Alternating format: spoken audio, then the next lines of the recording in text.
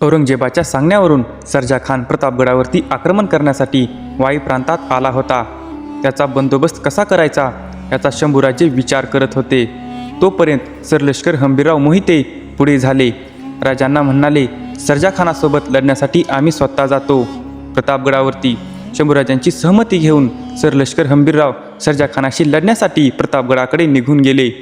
प्रचंड मोठा फौजफाटा घेऊन वाई प्रांतात दाखल झालेल्या सर्जा खान आणि मावळ्यांची तुंब लढाई जुंपली. इकडे रायगडावरती जगदीश्वराच्या मंदिराकडे शंभूराजे सांज दर्शनासाठी गेले होते. राजांसोबत येसाजी कंक आणि खंडोजी होते. दर्शन करून सर्वजण बालेकिल्ल्यात परत आले.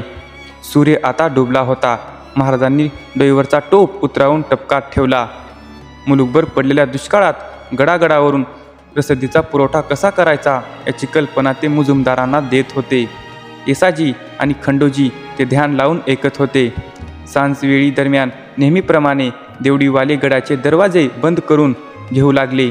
इतक्यात ते दरवाजे पार करत आलेल्या तळबिडाचा एक स्वार 5-6 सोबत्यांसह महादरवाजा पार करून बालेकिल्ल्यात आला. त्याच्या अंगावरचे कपडे घामाने पुरते डबडबले होते. चेहरा पार कळुंजून गेला होता.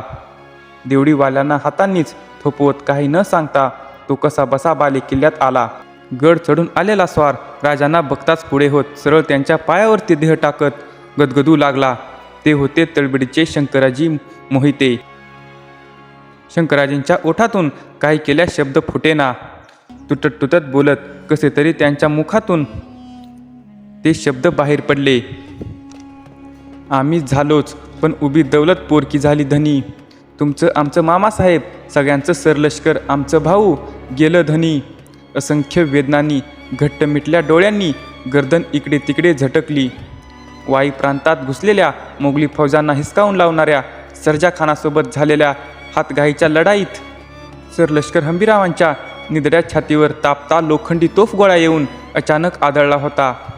त्या गोळ्याने हंबीररावांच्याच नव्हे तर थोरल्या स्वामींच्या श्रींच्या राज्याची छातीच फोडून टाकली होती. शंकराजांचे सरलष्कर गेले हे बोल ऐकताच राजांनी आपले दोन्ही हात कानावर घेतले. हंबीररावांची अनेक रूपं राजांच्या डोळ्यासमोर तळू लागली. आपले तोंड ओंजळीत राजे घेऊन मुसमुसू लागले. हंबीर मामा गेल्याने राजांना अफार दुःख झाले.